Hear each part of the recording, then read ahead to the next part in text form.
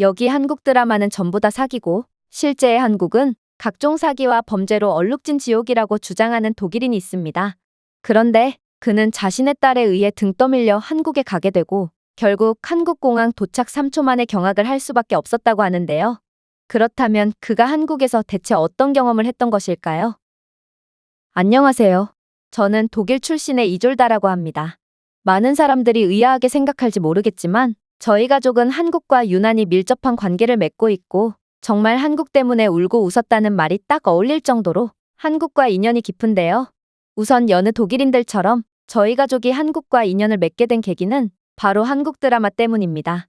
아빠는 가부장적인 성격에 무뚝뚝하고 말을 통 안 하는 성격이었고 제게 있어서 아빠는 어렸을 때부터 벽처럼 느껴지는 존재였는데요. 그런데 제가 거실에 한국 드라마를 틀어놓기 시작하면서 저희 집의 분위기가 점점 바뀌기 시작했어요. 처음에 아빠는 정체불명의 동양인들이 나오는 한국 드라마를 보고 대체 이런 걸 왜 보냐며 핀잔을 주셨지만 점점 거실에 나와 계시는 빈도가 늘어나더니 이제는 간식을 먹으러 나온 척을 하며 거실에서 한참 동안이나 한국 드라마를 보고 계시더라고요. 그리고 드라마에서 웃긴 장면이 나올 때면 아빠는 웃는 것을 들키지 않으려고 애쓰며 남몰래 피식대셨고 슬픈 장면이 나올 때면 뜬금없이 화장실에 들어가는 웃지 못할 모습을 보여주기도 했죠. 결국 아빠는 한국 드라마의 스토리에 중독이 되었다는 것을 인정했고 저희 가족은 밤마다 옹기종기 모여 함께 한국 드라마를 보면서 화목한 분위기를 이어나갔습니다. 하지만 아빠는 한국 드라마는 좋아하셨지만 한국인들을 좋아하지는 않았어요. 아빠는 한국인들에 대한 이상한 편견을 가지셨거든요. 이졸다, 한국 드라마는 분명 최고의 작품이지만 TV 속에 나오는 한국인들의 모습이 진짜라고 생각하지 말렴. 아빠가 직접 겪은 한국인들은 정말 최악 중의 최악이었고 이들은 베를린을 망치고 있는 주범이거든. 저는 도대체가 아빠의 말씀을 이해할 수가 없었습니다. 한국인들은 매우 예의 바르고 수준이 높기로 유명한데 어떻게 이들이 베를린을 망칠 수가 있겠어요? 그러나 아빠가 뒤이어 말씀하신 한국인들의 행동은 가히 충격적이었죠. 일단 아빠는 베를린에서 꽤 잘 나가는 빵집을 운영하고 계신데요. 아빠는 독일 최초로 빵을 무한으로 제공하는 형태의 서비스를 도입하셨고 그렇게 아빠의 빵집은 빵 무한 리필 식사를 하러 오는 손님과 빵을 포장 구매하는 손님들이 북새통을 이루며 엄청난 매출을 거둬들이셨어요. 하지만 어느 기점부터 아빠는 매출은 많아졌지만 그만큼 지출되는 비용도 늘어났다며 한숨을 내쉬었는데요. 그리고 아빠는 이러한 비용 증가의 원인이 바로 한국인들이라고 주장하더라고요. 일단 한국인들은 진열된 빵의 집게와 쟁반을 사용해서 계산을 하는 대신 뜬금없이 진열된 빵을 한 입씩 베어 무는 황당한 행동을 일삼았다고 하는데요. 이러한 어처구니 없는 행동에 아빠는 도대체 무슨 짓이냐며 따져 물었지만 한국인들은 번역 앱을 사용하며 이건 시식용 빵 아니었냐는 도저히 믿기 힘든 반응을 보였다고 했죠. 그러면서 판매하는 빵을 이렇게 대놓고 내어놓은 아빠의 잘못이라며 자신들은 빵값을 한 푼도 못 내겠다며 고집을 부려댔다고 했습니다. 그러나 한국인들의 민폐는 여기서 그치지 않았다고 했어요. 이들의 진가는 무한리필 서비스를 이용할 때 드러났다고 했는데 한국인들은 들어오자마자 자신은 한국인이니 마땅히 대우를 받아야 한다면서 터무니없는 요구를 해왔다고 했죠. 이들은 한국 식당에서는 아이들에 대한 요금은 받지 않는다면서 아이들의 한해 요금을 받지 않을 것을 강요했고 무료 음료수까지 요구하는 뻔뻔함을 보여줬다고 했습니다. 더 어이가 없는 건 한국인들이 데려온 아이들은 아무리 봐도 중학생쯤은 되어 보이는 어엿한 청소년들이었다는 것인데요. 그렇게 시작부터 민폐를 부린 한국인들은 무한리필이 시작되자마자 마치 곡식을 앗아가는 메뚜기 떼처럼 모든 것을 약탈해 갔다고 했습니다. 이들은 다 먹지도 못할 빵을 접시에 수북이 담았고 결국 반쯤은 남긴 채 일어났다고 하는데요. 그런데 그 반쯤 남은 빵들도 전부 다 한 입씩 베어 물거나 일부러 땅바닥에 떨어뜨려 놓아서 도저히 다른 손님이 먹을 수 없게 해놓았다고 했어요. 이들은 마치 자신들이 먹는 것보다 식당 측이 손해를 보는 것을 더욱 우선시 여기는 것 같았고 아빠는 이러한 수준 낮은 한국인들의 행보에 학을 뗄 수밖에 없었다고 했죠. 한국인들은 엄청난 소스, 부스러기, 찌꺼기를 바닥에 쏟았고 결국 이들이 왔다 간 자리를 치우는 데만 해도 엄청난 시간 소요가 되었기에 한국인들이 많이 올수록 점점 더 많은 직원을 채용해야 해서 인건비가 늘어났다고 했는데요. 그러나 가장 충격적이었던 점은 따로 있었습니다. 바로 한국인들은 꼭 식당을 들락날락하며 이상한 방식으로 식사를 해서 뭔가 싶었더니 이들은 식당 근처에 구토를 하면서 위를 비워가면서까지 빵을 먹어댔던 거였고, 심지어 속옷 속에 빵을 숨기다가 적발된 한국인들도 수도 없이 많다고 했거든요. 아빠는 이러한 한국인들 때문에 도저히 무한리필 제도를 운영할 수가 없었고, 결국 이러한 획기적인 시스템을 포기해야만 했다고 했습니다. 그런데 저는 아빠의 말을 들을수록 이해가 안 갔어요. 한국인들이 그럴 리가 없었거든요. 그리고 사실 이건 전형적인 중국인들의 특징이었죠. 독일과 중국은 옛날부터 경제적으로 밀접한 관계를 맺고 있었는데 중국은 독일에 저가의 노동력과 제품을 공급했거든요. 그래서인지 중국인들은 독일로 많은 관광을 오고 있는데 아무래도 아빠의 무한리필 제도는 가난하고 손해보는 것을 싫어하는 중국인들에게 표적이 된 모양이었습니다. 그리고 저는 독일 내의 한국문화 팬클럽에까지 가입한 상태인데요. 이러한 커뮤니티를 통해 요즘 독일 내의 한국에 대한 엄청난 인기를 이용해서 한국인을 사칭한 중국인들이 한국인들 대신 이익을 취하고 있다는 소식을 들었는데 아빠의 빵집에서 민폐를 끼치는 중국인들은 전부 다 이러한 한국인 행세를 하는 중국인들인 모양이었습니다. 그러나 아빠는 좀처럼 제 말을 믿으려 하지 않았습니다. 저는 아빠의 빵집을 직접 방문했고 이들이 구사하는 언어를 좀 보라며 어떻게 저게 한국 드라마 속에 나오는 언어냐며 아빠에게 항의 아닌 항의도 해봤지만 워낙 고집이 센 아빠였기에 제 말은 씨알도 안 먹히더라고요. 아빠는 한국 드라마를 보고 아시아인이라면 전부 한국인이라고 생각하게 된 모양이었고 중국인이 왜 굳이 한국인 행세를 하겠냐며 제 말에는 들은 척도 안 했죠. 도대체가 키도 작고 왜소한 그리고 도저히 씻지를 않아서 꾀죄죄한 몰골을 자랑하는 게 어떻게 한국인일 수가 있단 말인가? 아빠는 한국 드라마를 보고도 느끼는 점이 단 하나도 없는 모양이었습니다. 그래서 저는 아빠의 오해도 풀 겸 그리고 제 사심도 채울 겸 아빠에게 파격적인 제안 하나를 건넸습니다. 그건 바로 한국에 직접 가서 이들이 한국인이 맞는지를 판단하는 거였죠. 아빠의 말대로 이런 매너 없는 사람들이 정말로 한국인이 맞다면 한국은 거의 지옥과 같은 혼란에 빠져 있을 게 분명했거든요. 그리고 아빠는 이러한 제 여행 제안에 설레는 표정을 감추지를 못하시면서도 마치 마지못해 가는 척 연기를 하며 제 제안을 받아들이셨어요. 저는 고집이 세고 가부장적인 아빠와 여행 다니기가 싫어서 그동안 아빠와의 여행을 거절해왔지만 한국은 제가 워낙 가보고 싶던 국가였기에 이건 좋은 거래처럼 보였습니다. 그렇게 저희의 다소 기묘한 한국 여행은 시작되었죠. 그리고 아빠는 정말로 자신이 경험했던 최악의 진상들이 전부 한국인들이라고 생각하는지 찾아보니 한국에도 무한리필 식당들이 많다며 볼 것도 없이 곧바로 무한리필 식당에 가보자고 말해오는 거 아니겠어요? 저는 케이팝 거리와 경복궁 등 가보고 싶은 곳들이 너무나도 많았지만 성격이 급한 아빠를 도저히 말릴 수가 없었고 그렇게 아빠의 고집에 의해 끌려가야 했습니다. 그런데 저는 그렇게 공항 밖으로 끌려 나오자마자 큰 충격을 받을 수밖에 없었습니다. 왜냐하면 한국 공항에는 도시로 갈 수 있는 선택지가 너무나도 많았거든요. 택시, 버스, 기차, 지하철 등 한국에서는 제가 원하는 곳을 저렴한 가격에 이동할 수 있었고 도대체 이 나라의 대중교통 인프라의 수준은 어느 경지에까지 오른 것인가 싶어 깜짝 놀랄 수밖에 없었죠. 사실 독일만 해도 유럽 내에서 가장 발전된 대중교통 인프라를 가지고 있다고 평가받는 국가인데요. 그러나 여전히 대중교통은 매우 제한적이며 공항이라도 가려면 택시를 이용하거나 사람들을 모아서 카풀로 이동해야 하거든요. 아빠도 이런 공항은 난생 처음 본다며 어떻게 공항에마저 완벽한 대중교통 인프라를 구비해둘 수 있는 거냐며 감탄을 금치 못했는데요. 그러면서 자신은 여러 해외 경험이 있지만 공항에서 택시 외에 다른 대중교통을 이용해 본 적은 없다며 버스로 한번 이동해보자는 말을 건네오더라고요. 그리고 그렇게 공항버스 정류장에 도착한 저희는 그 즉시 기겁을 할 수밖에 없었습니다.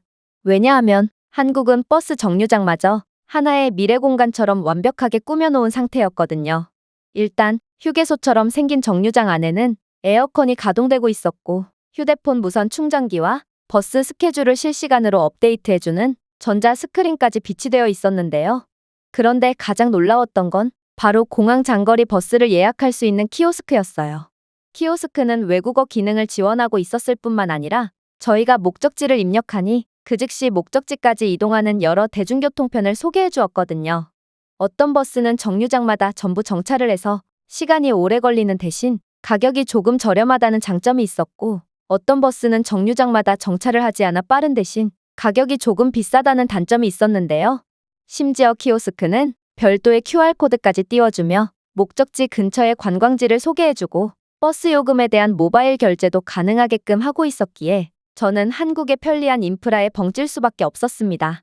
사실 독일은 기술 강국이라고 불리고 있긴 하지만 사용자의 편의성을 배려해주는 이러한 인프라는 절대로 찾아볼 수 없거든요. 키오스크는커녕 모든 버스표는 사람이 직접 판매하고 있고 심지어 아직도 버스표를 일일이 수거하여 확인을 하는 원시적인 형태의 시스템을 사용하고 있는 도시들도 많죠. 그러나 한국은 그 정도로 기술 강국이라고 불릴 수 있겠어? 한국은 버스 정류장만 해도 독일의 모든 대중교통 인프라를 아득히 뛰어넘었다고 라고 말해오는 것 같았고 독일을 기술 강국이라고 불리기에도 민망하게 만들고 있었어요. 아빠도 이러한 한국의 드라마 속에서와 똑같은, 아니 오히려 드라마보다도 훨씬 발전된 한국의 인프라에 큰 충격을 받은 모양이었고 그렇게 저희는 놀란 토끼눈을 하고 버스로 향했습니다.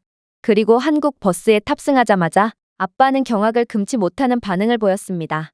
왜냐하면 한국인들은 버스 안쪽부터 차례로 자리를 채워나갔고 버스 안에서 정숙을 유지하는 놀라운 매너를 보여줬거든요.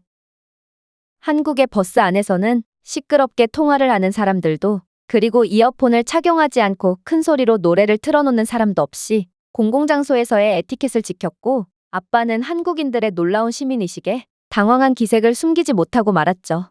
이졸다. 한국 드라마 속의 모습이 진짜였구나.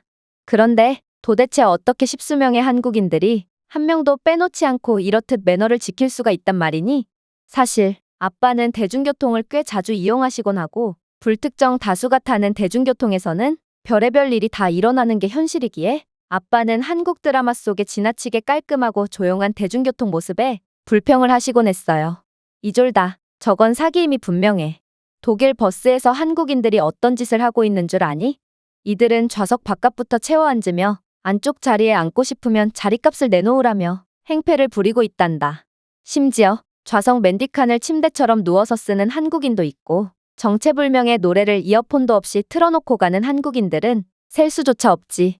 이런 한국인들의 행동만 봐도 한국 드라마는 전부 거짓말이 분명해.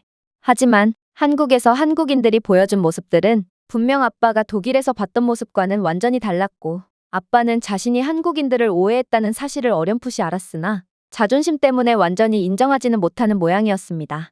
그런데 아빠는 그 와중에 또다시 기겁을 하며 호들갑을 떨기 시작했는데요.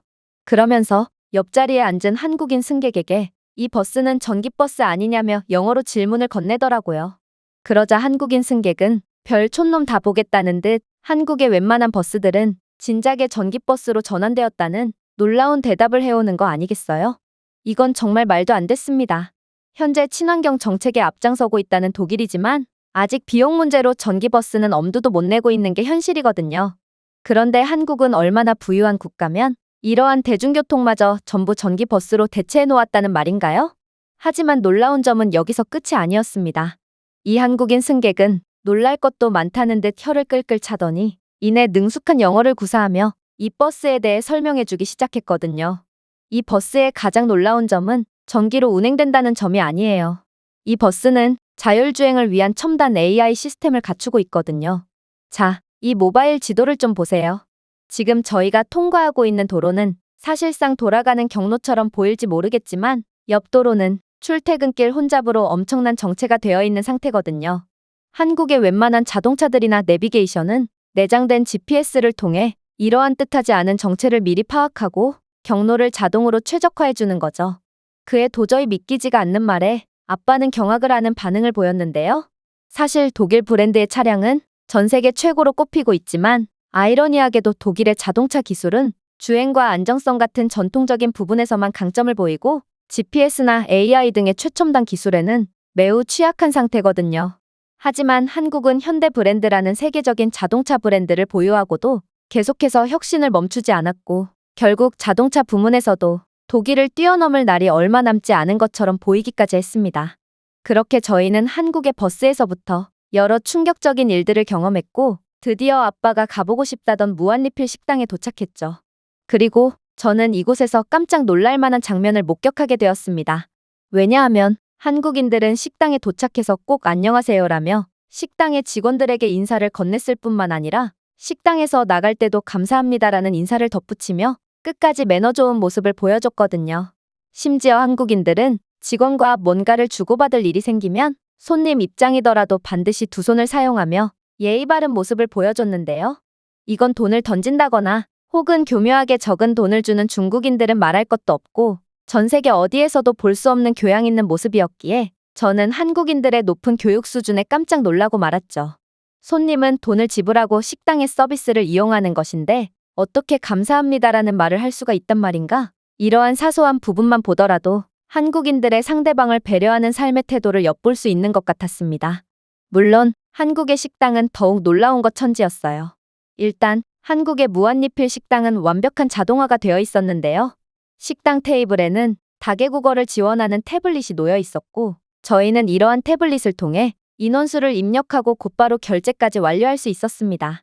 심지어 별도의 주류를 주문할 때도 직원을 거치지 않고 태블릿만으로 전부 처리할 수 있었는데 놀랍게도 태블릿은 각 주류에 어떤 음식이 어울리는지 알려주고 AI 추천 기능을 이용하여 고객 선호도와 이전 주문을 기반으로 한 요리 추천을 제안해주기까지 하고 있었어요. 그야말로 한국인들은 기술 하나로 극한의 편의성을 누리는 중이었던 것입니다. 그런데 더 놀라운 점은 따로 있었습니다. 왜냐하면 이곳 식당에서는 사용을 완료한 접시를 수거하는 별도의 로봇이 존재하고 있었기에 저희는 테이블에 앉은 채로 접시까지 전부 치울 수 있었거든요. 이러한 식당의 최첨단 기술 인프라 덕분에 이곳 식당에서 근무하는 서빙 직원의 수는 많을 이유가 없었고 결국 손님들은 널찍한 공간에서 쾌적한 식사를 할 수 있었죠. 그런데 아빠는 직접 요식업을 경영하셔서 그런지 이러한 한국의 식당 인프라를 보고 의심스러운 눈빛을 거두지 못했는데요. 아빠는 이렇게 모든 것을 자동화해 놓는다면 일단 손님들이 이러한 최첨단 기술의 기술 격차를 느껴서 매장 이용에 어려움을 겪을 것이고 또 직원이 없다는 것은 몰래 결제를 하지 않거나 무한리필 음식을 훔쳐가는 파렴치한을 잡는 것도 힘들다는 뜻이기 때문에 분명 매장 운영이 제대로 되지 않을 거라며 인상을 찌푸렸어요. 하지만 그러한 아빠의 비관적인 시각은 단 10분도 지나지 않아 완전히 사라지고 말았습니다. 왜냐하면 한국인들은 그러한 수준 낮은 행위 자체를 이해하지 못하는 사람들이었거든요. 일단 한국인들은 노인들마저 디지털 태블릿 사용에 전혀 어려움을 느끼지 않았는데요. 심지어 한국의 노인들은 디지털 태블릿을 능숙하게 조작하는 것으로 모자라 무선 이어폰까지 사용하며 최첨단 기술에 완전히 적응한 모습을 보여주고 있었어요. 사실 독일의 노인들은 기본적인 키오스크조차 사용하는 법을 모르고 아빠는 그렇게 나이가 많지도 않음에도 아직도 무선 이어폰을 사용하는 법을 몰라서 아직도 줄 이어폰을 사용하고 있는데요. 하지만 새로운 것을 배우고 도전하는 데에 전혀 거리낌이 없는 똑똑하고도 용감한 한국인들은 그러한 기술 격차를 완전히 극복한 상태였어요.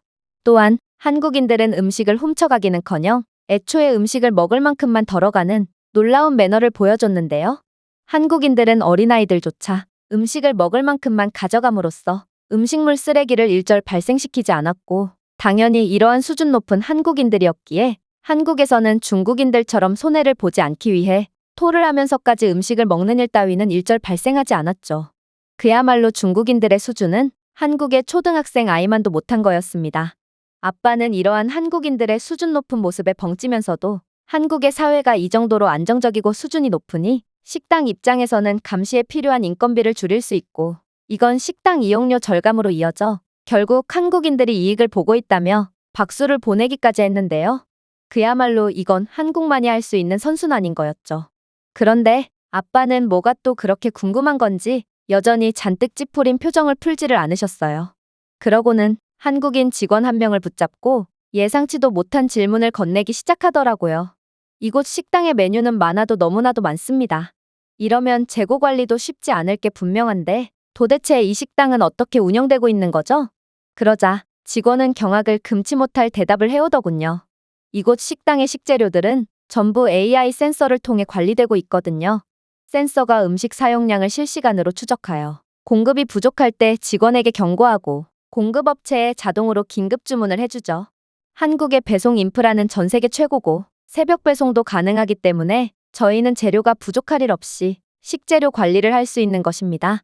또한 저희 식당은 애초에 AI 분석 기술을 통해 특정 시간대마다 사용될 재료량을 유추하고 있는데요. 여기에 더해 저희 식당의 AI 냉장고 또한 부족한 식재료를 미리 알려주는 기능이 있기 때문에 절대로 재료가 부족할 일이 없는 것이죠.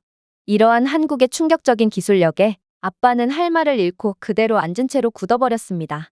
사실 기술 강국 독일이라 불리지만 독일인들은 신기술에 대해 엄청나게 보수적인 태도를 취하는 나라로 이러한 보수적인 입장 때문에 신기술 개발은 자꾸만 늦어지고 한국과 같은 최신 AI 기술은 연구조차 못 끝낸 상태거든요. 그래서 이러한 독일의 최신 기술 부족 때문에 아빠가 운영하시는 빵집은 식재료에 대한 철저한 모니터링 자체가 불가능하고 갑자기 떨어진 식재료로 인해 큰 손해를 본 적도 상당히 많죠. 그러나 한국은 이미 AI 기술을 식당에까지 상용화해 놓은 상태라니 아빠가 큰 충격을 받는 것도 이상한 일이 아니었던 것입니다. 그렇게 자존심이 하늘을 찌르며 자신의 오해를 절대로 인정하지 않던 아빠였지만 결국 완전히 수준이 다른 모습을 보여주는 한국에 두 손 두 발을 다 들고 말았습니다. 그런데 그 순간 저희는 두 눈을 의심케 하는 충격적인 장면을 목격하게 되었습니다. 갑자기 식당 한편에서 큰 소란이 일어났다 했더니 웬 한국인 무리가 주머니와 가방에 음식을 잔뜩 담아가다가 직원에게 적발이 된 거 아니겠어요? 심지어 이들은 10명 이상이 모여 테이블을 4개나 차지했음에도 무한리필 음식비는 테이블당 1명씩만 지불하는 추태를 부리기까지 했더라고요. 저는 한국인들의 이러한 생각지도 못했던 야만적인 모습에 큰 실망을 할 수밖에 없었습니다. 지금껏 늘 모범적이고 존경스러운 모습만을 보여줬던 한국인들이었기에 제가 느낀 실망감과 배신감은 이루 말할 수조차 없었죠. 그런데 아빠는 진상짓을 하다가 걸렸음에도 뻔뻔하게 항의를 하는 한국인들을 매섭게 노려보더니 이내 경악스러운 말을 해오기 시작했습니다. 이졸다, 잘 봐. 저건 한국인들이 아니야. 내가 공항에서부터 봐왔던 한국인들은 다들 키도 컸고 세련되게 생겼지. 저렇게 몇 달은 안 감은 듯 기름기가 줄줄 흐르는 머리카락과 왜소한 몸뚱아리를 갖고 있지 않았다고. 그리고 한국인들이 저렇게나 목소리가 큰 것도 말이 안 돼. 그들은 절대로 그런 사람들이 아니었어. 그리고 아빠의 말을 듣고 유심히 들어본 결과 그들은 분명 한국 드라마 속에서 나온 한국어가 아닌 정체불명의 언어를 구사하고 있었어요. 결국 저는 그제야 그들이 중국인이라는 것을 눈치챌 수 있었죠. 알고 보니 중국인들은 독일뿐만 아니라 전 세계 어디에서나 민폐를 끼치고 있었던 것입니다. 저는 이제야 한국인들을 완벽하게 구분할 수 있게 된 아빠가 자랑스러우면서도 이전에 아빠와 똑같은 실수를 저질러버린 저 자신에게 엄청난 부끄러움도 들었습니다. 아무튼 아빠는 이제야 한국인과 중국인을 완벽하게 구분하게 되었다며 자신의 한국인들에 대한 오해를 반성하셨는데요. 아빠는 진실을 알게 된 이상 더 이상 중국인들에게 당하고만 있지는 않을 거라며 가짜 한국인을 잡기 위한 의지를 불태우고 있답니다. 물론 아빠는 한국 드라마는 전부 사기라는 입장에는 변함이 없는데요. 한국을 직접 경험해본 결과 한국 드라마는 오히려 한국의 진짜 선진적이고 우수한 모습을 절반도 채 보여주지 못하고 있었거든요. 제가 준비해온 내용은 여기까지입니다. 끝까지 시청해주셔서 진심으로 감사드리며 여러분들의 구독과 좋아요, 알림 설정은 영상 제작에 큰 힘이 됩니다. 이상 세모튜브였습니다.